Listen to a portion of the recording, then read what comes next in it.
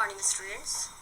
Myself, Dr. Madhu Shree, Assistant Professor, Department of Political Science, KS College. Today, our topic is Federalism and India. India.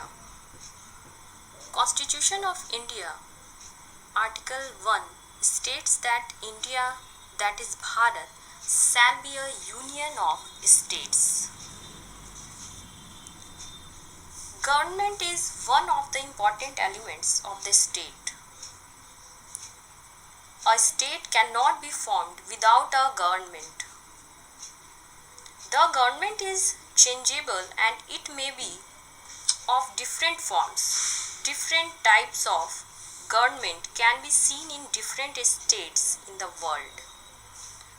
On the basis of the location of sovereign power, government is divided into two classes, dictatorship or democracy. On the basis of the method of acquiring power by the head of the state, the democratic government may be divided into two divisions, constitutional monarchy and the republic. On the basis of the relation between the executive and the legislative, the democratic government can be divided into two categories, parliamentary form of government and presidential form of government. On the basis of distribution of power between the center and the province, the government is divided into two divisions, the unitary and federal government. Here, classification of modern day government into two forms, unitary and federal. Unitary government. A unitary government is one in which all the power are vested in the national government and the regional governments, if at all they exist, derive their authority from the national government. There is no written division of powers between union government and state government. Some characteristics of unitary government also occurs, like centralization of power. In a strict unitary form of government, all the powers are in the hands of central government. There is nothing called as state list of subject or concurrent list. The second is federal system. Federal system is one in which powers are divided between the national government and the regional governments by the constitution itself, and both operate in their respective jurisdictions independently. In a federal model, the national government is known as the federal government or the central government or the union government, and the regional government is known as the state government or the provincial government. In next slide, we see essential minimum features of federal system.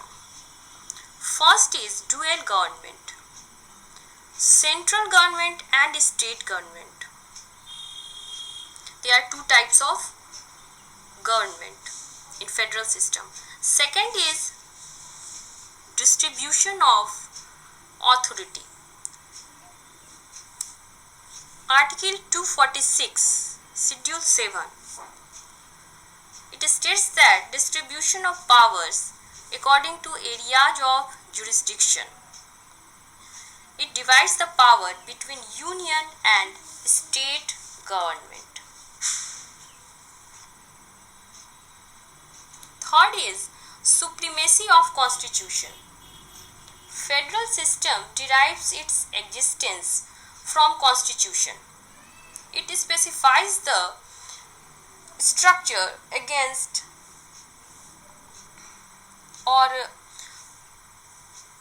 it specifies the structure, organization, power and function of both the central and state government, prescribes the limits within they most operate. Fourth is rigid constitution, at least in terms of amending the federal features. In India, we require special majority and consent of half of the state legislature in order for Parliament to amend federal features. Article 368 states that We need special majority for such type of amendment. Fifth is representation of states at union level. Bicameral legislature at union level. In India's context, Rajya Sabha, that is House of States, is there to maintain the federal equilibrium by protecting the interest of the state against the undue interference of the center. Sixth is independent judiciary. To settle the disputes between the center and the states or between the states, in India's context, the constitution contains various measures like security of tenure to judges, fixed service condition and so on to make the judiciary independent of the government. Now we see, when India fulfills these criteria of federalism, then can we say that India has federalism? No, India is not strictly federal because there are some striking features which challenge federalism. First is governor's role. We see that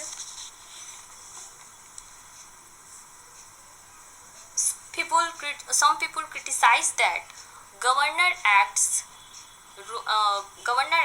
role like agent of center.